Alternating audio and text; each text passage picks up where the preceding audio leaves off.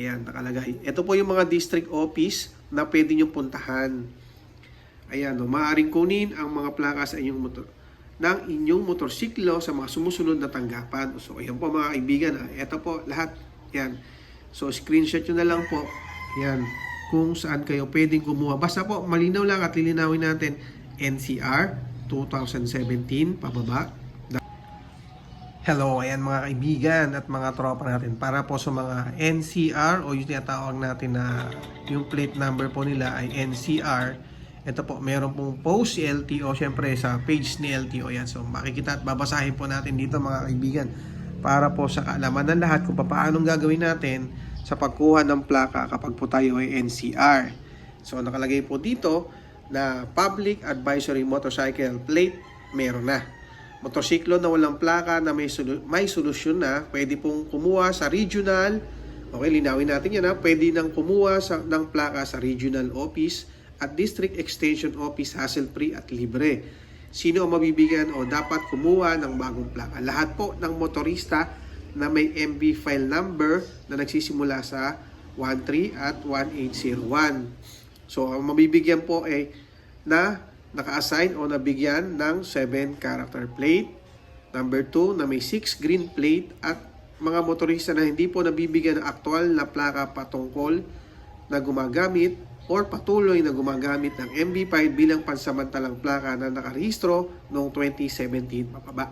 Okay, ang mga nabanggit ay maaari pumunta sa LTO, NCR District Extension Office upang mag-request ng plaka na agad naman itong marirelease sa araw na yon.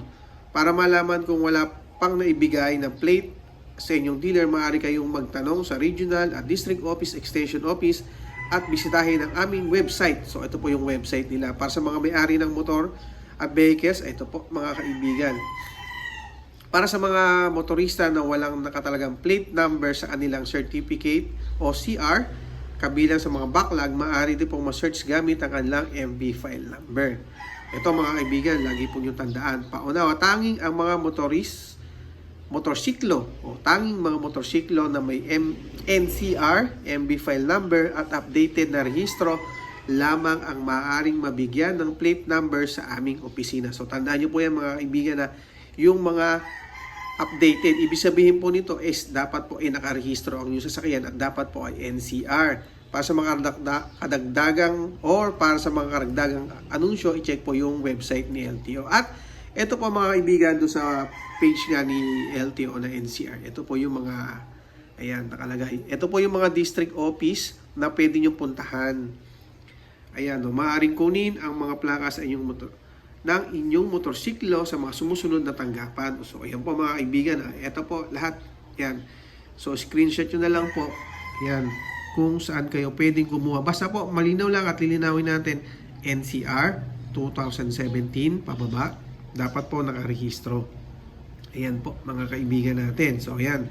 Okay, so, ayan. Ulitin natin. Tanging ang mga motorsiklo na may NCR, MB file lamang ang maaaring mabigyan ng plate number sa aming mga opisina. So, NCR lang po yan mga kaibigan natin ha. So, paglilinaw po sa lahat, syempre, ito po ang nakalagay. Yung mga green plate, yung mga MB file, tapos yung mga 7-digit, napapalitan po yan. Okay? Syempre, ang dadalhin po natin ay yung mga OR, CR, deed of sale, yan po mga kaibigan, yung ID ng first owner o ID ng kukuha, authorization letter, kung sakasakali naman po na ipapakuha nyo na lang. Ayan, so syempre huwag nyo kakalimutan i-follow yung page ni LTO NCR para po sa pagkuha ng mga plaka. Ayan mga kaibigan ha. So sa mga malayo, ayan po, ito, ulitin lang natin para sa mga bagong followers natin, ito po. Ito po ang mga district office na pwede nyo puntahan. Pwede po kayong kumuha ng bagong plaka dyan sa mga motor ninyo. Paglilinaw, 2017, pababa po. Ayan, okay? Wala pong bayad ang pagkuha ng plaka dito. Okay, so dalhin nyo lang po yung mga supporting document, yung mga Xerox lang po. Xerox lang po ang dadalhin natin mga kaibigan sa pagkuha ng bagong plaka. Okay, so yun lang. Maraming salamat. Siyempre maraming salamat din sa LTO ng NCR. Yan. Tuloy-tuloy po pamimigay ng plaka at pag-update nila kung saan pwedeng kumuha ng bagong plaka. Ayan lang. Maraming salamat. Siyempre, big shoutout po sa lahat ng mga bagong followers natin. at sa mga taga-LTO. Maraming salamat sa pagsuporta. Thank you.